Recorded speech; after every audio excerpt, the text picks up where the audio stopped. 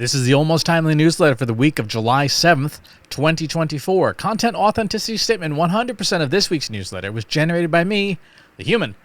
Learn why this kind of disclosure is a good idea and might be required for anyone doing business in any capacity with the EU in the near future. What's on my mind this week? AI creates jobs in the content supply chain.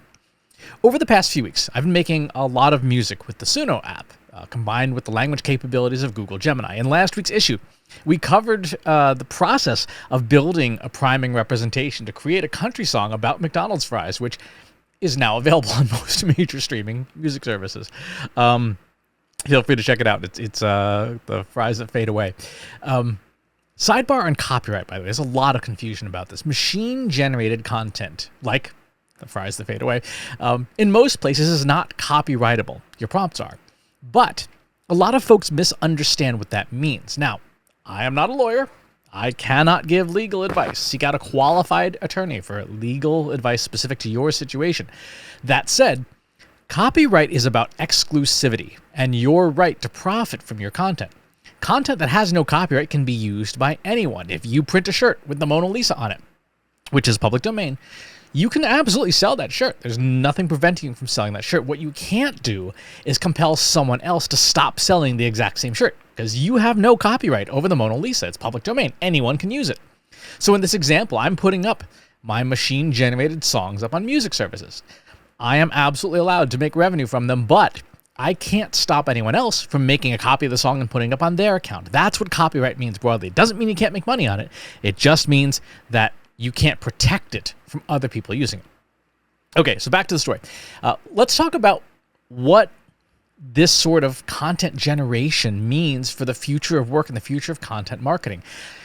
As you almost certainly know from your own experiences with generative AI, what comes out of the machines is increasingly good, but still needs polish. Right? A year ago, what you got out of generative AI, like ChatGPT when it came out, was like a lump of half-shaped clay, right? You had to work it a lot to get it into the shape of something like a vase.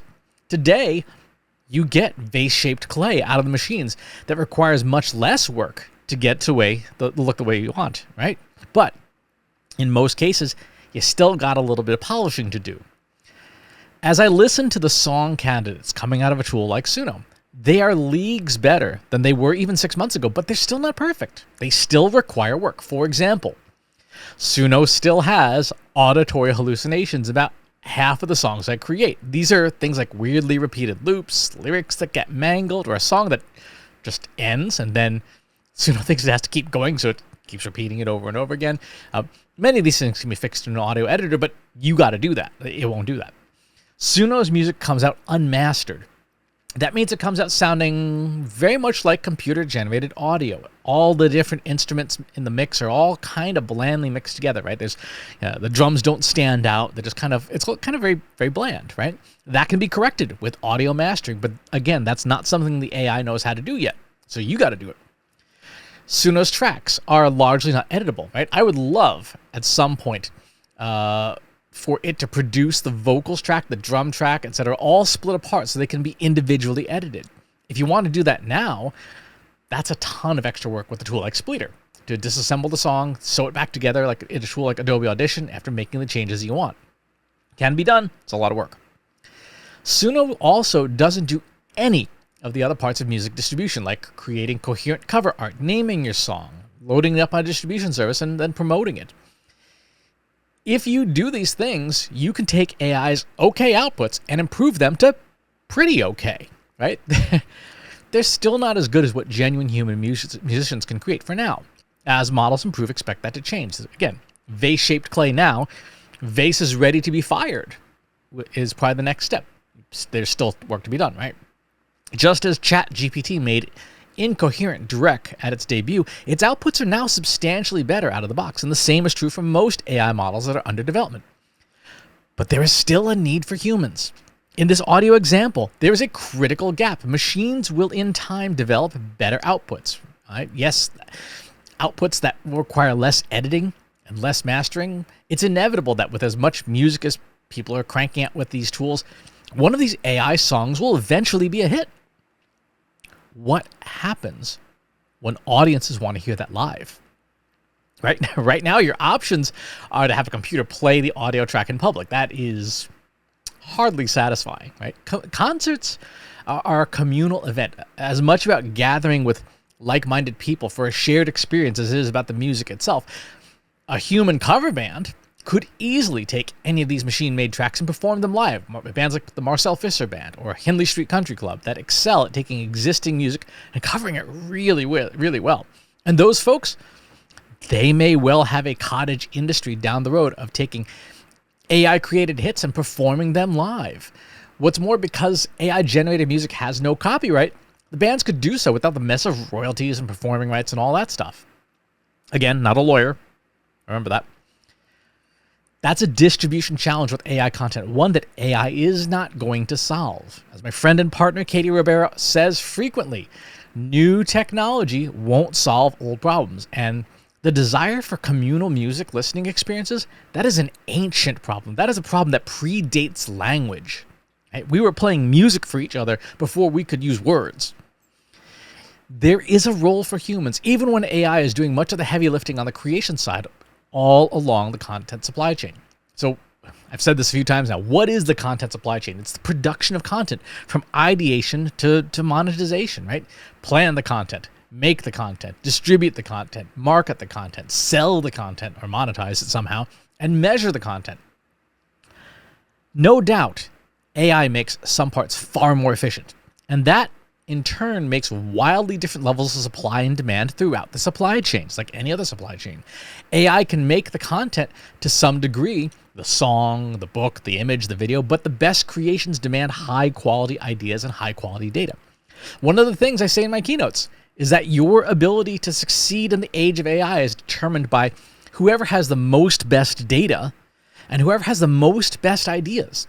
So there is a very high demand for high-quality data and high-quality ideas at scale. Again, going back to the music example, last week's song was driven by an annoyance I had about how quickly McDonald's fries cool down and how they're not really fun to eat after like 5 minutes. Made a fun song. Is it going to be a hit? It's top 40? Almost certainly not. It wasn't a high-quality idea. It was a fun one, but there's absolutely a demand for high-quality song ideas that demand is going up, not down. And that's upstream from the production process and the planning stage of this content supply chain. AI obviously is the engine of production in these examples, tackling the first part of stage 2, making the content, making the songs. But after the machines create the content, then what? That's where the downstream part of the supply chain has to deal with the impact of AI. For example, suppose we now have a glut of AI-generated music. All that music still has to be edited, mastered, distributed, marketed, monetized, and measured. The machines can't do those tasks in a single workflow. Some of those tasks the machine can't do at all. So you can get some efficiencies here and there, but by and large, it's still a manual human process. And that means you need people to do those tasks. When you've got a new album from an artist, that's 10, 15 songs that need management and production and marketing and distribution, right? And that might cover the span of a year, right? Billie Eilish or Beyonce or Taylor Swift, they release albums like relatively infrequently, once a year, maybe twice a year, depending on whether there's a pandemic or how caffeinated Taylor Swift is feeling. When AI is in the mix, you might have a new album a day, and suddenly you need a lot more people doing those downstream tasks if you want to commercialize it. This is the key point about AI's impact on knowledge work.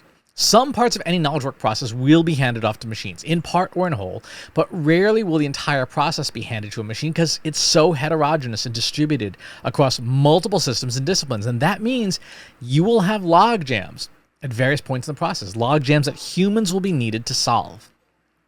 For example, my general workflow for making a song goes like this. Number 1, come up with the idea, cold fries. Write out the idea in plain text, step 2. Step 3, use Google Gemini to turn the text into lyrics. And there's a whole long prompt. In fact, you could see it in last week's newsletter. Step 4, use Google Gemini to draft out the sound design prompt, because Suno has sound design prompts. Step 5, use Suno to make the song candidates. I typically make 5 or 10 of them. Then I got to choose one and choose the best one of the 10 it's made. Then step 7, master the song using mastering. Step 8, edit the song in Adobe Audition to clean up all the hallucinations and get it production ready. change the bit rate, all that stuff. Step 9, create the cover art with ChatGPT's image creation module. And again, there's a long prompt and a process for that. And step 10, load the song into Muse and distribute it. Right? And that takes about 30 minutes. And that just covers the first 3 steps of the content supply chain. We haven't even touched on marketing and monetization and measurement, right? We haven't talked about that at all. When we talk about the future of work and the future of content, this is what we're talking about. We're not only talking about new jobs that don't exist yet, and they're coming, we're also talking about the jobs of today that will be changed. Some will diminish. Unquestionably, some will diminish. Others are going to be busier than ever. An AI music hit factory will still need people, processes, and platforms to do the 6 stages of the content supply chain. And AI can only help so much. For example, in the workflow above, I can probably automate steps 3 and 4, right? With the parts with Gemini. Step 6 can't really be automated. Right? It is so subjective. Which of these 10 songs sounds the best? That's so subjective. That's got to remain human. Step 7 is mostly automated. Steps 8 and 9 are manual. Step 10 is manual now, but perhaps one day there'll be a platform with a robust API. But you can see, even in this hobbyist example, where I am not a serious musician. I'm not a musician at all, but I'm not a serious music creator. Even in this example, there are a lot of parts of the content supply chain that AI just can't help with. When I look at my own whimsical use of AI to make pretty good music, AI is filling a strategic gap in this content supply chain, namely my complete lack of musical talent. Right? I can provide the rest of the content supply chain, the ideation, the distribution, the marketing. And every content creator out there worried that AI is going to make them obsolete and take all their jobs, understandably worried. But as you can see from this hobbyist example, there is still so much AI can't do. Their expert skills in the creation part will lend them an edge in creation that I don't have, right? My friend and producer, Ruby King, often points out when we review tracks together where AI just totally missed the boat in ways that I don't know because I don't have music composition expertise. I listened to her and she's like, wow, that is totally not what you should have done there. And I'm like, I can't control that. AI spit that out. There are strong historical parallels. When we think about how this is going to play out, there are strong historical parallels. This sort of disruption has happened many times before. Right? The rise of the printing press created books at a much greater scale than ever before, fundamentally changing how society worked, at least in Europe, and making knowledge more accessible. One of the best examples, though, is the rise of the mass-manufactured automobile in the USA. It created a massive change across the literal landscape of the USA. Restaurants, hotels, roadside tourist attractions, biggest ball of twine in Minnesota, right? All sprung up to take advantage of the new audience and the new demand. We still see echoes of that disruption even in modern culture, stuff that's over a century old now, right? You watch YouTube or TikTok or Food Network or whatever, and you see people talking about a Michelin-starred chef. A Michelin-starred chef, one of the highest culinary accolades, stems from the Michelin Guide, a restaurant guidebook put out by the Michelin Tire Company to stimulate driving demand in Europe back in 1900s, French originally, right? The fact that this is now sort of the high watermark of a high-quality chef, getting a nod from a tire company's guidebook just shows you the second and third order effects of that big change. The automobile making that huge change to everything. There is no way to accurately predict what work is going to look like, what content's going to look like, what society will look like as AI becomes ascendant in the creation of content as part of the overall supply chain. But what we do know and can rely on are the same basic motivators that won't change. Companies want to save money, save time, make money. Right? That's never going to change. Consumers want things to be better and faster and cheaper, right? Also never going to change. No one's ever going to say, you know what? I would like to pay more for the same good. Nobody says that. I would like my goods to be lower quality. Nobody says that. If our AI efforts are aligned to these timeless motivations, then using it will deliver meaningful impact. People are saying, how do we prove the value of AI? Tie it to one of these motivations. That's how you'll. And looking ahead, as we saw with the automobile creating all sorts of side industries, I wholly expect AI to do the same. From cover bands performing AI music hits, to music producers cleaning up AI music, to developmental editors fixing AI novels, to real artists fixing up AI cover artwork. AI will dramatically amplify production, which means the rest of the content supply chain will need more people than ever just to keep up. So, it's not the end of the world. It is the beginning of you figuring out how your talents are going to play a role in the AI-enhanced supply chain in your industry, in your work. As always, shameless plug, if you want help with scaling your generative AI systems and processes in your supply chain, literally my company does. So there's a link in the newsletter if you want to reach out and say hi and ask for help. We're happy to help you. All right, what else happened this week? Gosh, we had so much. This week was a quiet week because of the holiday. I did have a great fun show I did with Katie on generative AI for non-business use cases, talking about, I think we were doing barbecue recipes and things. But even in fun examples, you can learn a lot. You can learn a lot about what AI is capable of.